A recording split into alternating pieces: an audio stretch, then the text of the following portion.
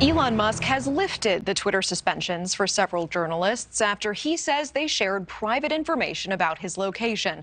Musk used a Twitter poll to justify the reinstatements, but the temporary punishment is widening the rift between Twitter's new management and news media organizations. Correspondent Joe Khalil live for us in Washington with the details. And Joe, you actually spoke with one of the formerly suspended journalists. Yeah, interesting to get his insight. And look, Elon Musk, inserting himself into the headlines again, this time for, as you mentioned, suspending several journalists on Twitter. The bigger question that a lot of these journalists, including the one I talked to, are now asking is Elon Musk a champion of free speech for everyone as he bills himself? Or does that not really apply to his critics on the platform that he now owns? Justified or hypocritical? New Twitter owner Elon Musk restored several journalists' account after banning them from the platform Friday, setting off a firestorm of criticism. Everyone's going to be treated the same. You're not special because you're a journalist. You're a Twitter. You're a citizen. No special treatment. You dox, you get suspended. End of story. Musk himself took part in a digital roundtable discussion with some of the very journalists he banned, claiming he banned them for doxing, for publicly sharing the real-time movements and location of his private jet, which is publicly available information. Musk argued it put his family in danger. It's no more acceptable for me, for you, than it is for me. Same thing. You dox, you get suspended. But the banned journalists pushed back, arguing many were simply reporting about Musk's ban of an account called Elon Jet, which tracked the jet's movements. You're suggesting that we're sharing your address, which is not true. Musk also being accused of hypocrisy, claiming to oppose censorship and be a champion of free speech, while simultaneously banning accounts critical of him. But if you're going to run a platform based on the ideals of free speech and transparency, there's no one who can legitimately argue that the old way that Twitter was doing it is somehow less transparent or, free speech upholding than the current way that he's doing it. Matt Binder, a journalist with the digital news site Mashable, was among the reporters whose accounts were suspended.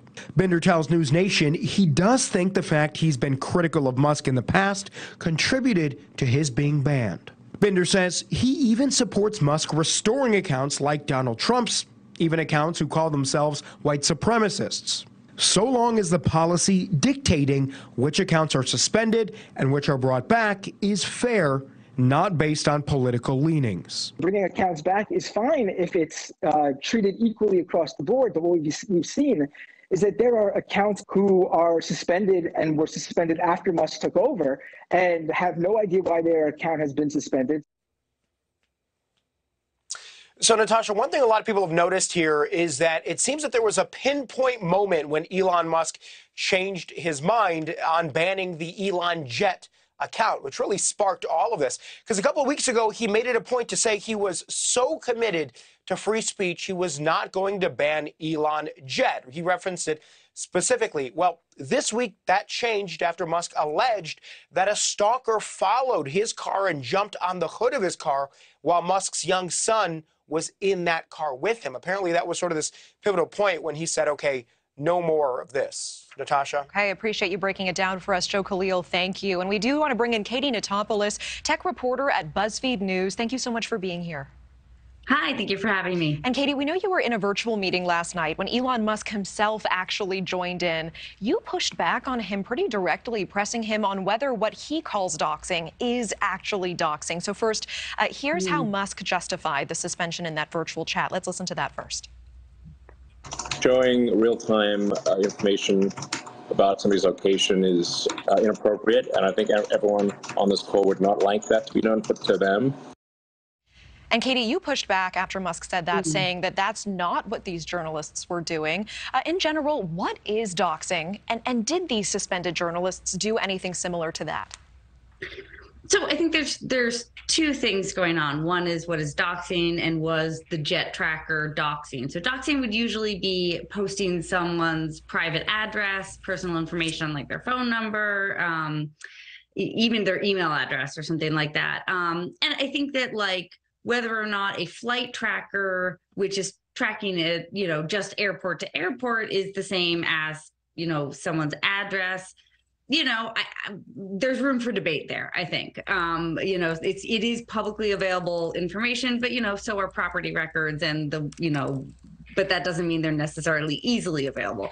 Whether or not it was a safety issue to have the real-time flight tracker on Twitter, clearly he decided that it was, and that previously he had believed that it wasn't, that he was happy to allow it to exist, and then all of a sudden he changed his mind. And it seemed like there was obviously some sort of specific incident that caused that change of opinion. I think the other thing that is sort of confusing is whether or not the journalists who were suspended, what exactly they were doing that was a rules violation. So it had been sort of only hours after the jet tracker was suspended from Twitter, and I think it's still a little bit unclear exactly what tweets specifically were the violations, depending on each account. It seemed like some people had linked out to the Mastodon account, which is a different platform completely for the jet tracker that was continuing somewhere else. And the interpretation there was that is essentially the same thing as doxing, is that linking to the new Mastodon account. I think someone maybe had only just done a screenshot of the Mastodon account. So it's a little bit unclear what the different specific violations were. But part of what was so confusing is that this was a brand new rule. He had decided the day before the jet tracker's got to go. And I think probably some people assumed, okay, well, as long as I'm not tweeting out his flight information, but I'm talking about this account and the existence of the account and, hey, now it's on Mastodon or it's on Facebook, that's not the same thing. I think there was just a lot of confusion about what the rule was. And that's why it was so surprising that these journalists got banned. Or suspended. That wouldn't normally be. It seemed like it was a one strike you're out policy. It just seemed like it was moderation done on the fly. I mean, I think a lot of this seems like it's been done on the fly ever since he took over. Were you surprised when he jumped on that virtual call? What was his tone, and was he defensive at any point? I was definitely surprised. He wasn't on for very long. He was very straightforward, sort of sticking to what he said in the clip before, which was if you dox, then you're suspended. That's it. And I think that he didn't give that much more context about why, what the reasoning behind what the journalist tweets was a violation of that rule. The same way the actual jet account was a violation of the rule. And I think that, his mood seemed, it's hard to parse his mood. He seemed to just sort of be eager to show up and say very, in a very quick way what he felt about the rule, which was, don't dox and that's it. And, there is a lot of nuance going on, and he didn't really get into that. Okay, and do appreciate you exploring that nuance further. Katie Notopoulos, thank you so much for your time tonight. Thank you. Thank you for watching. Go to newsnationnow.com to find News Nation on your television provider. And don't forget to click the red subscribe button below to get more of News Nation's fact-driven, unbiased coverage.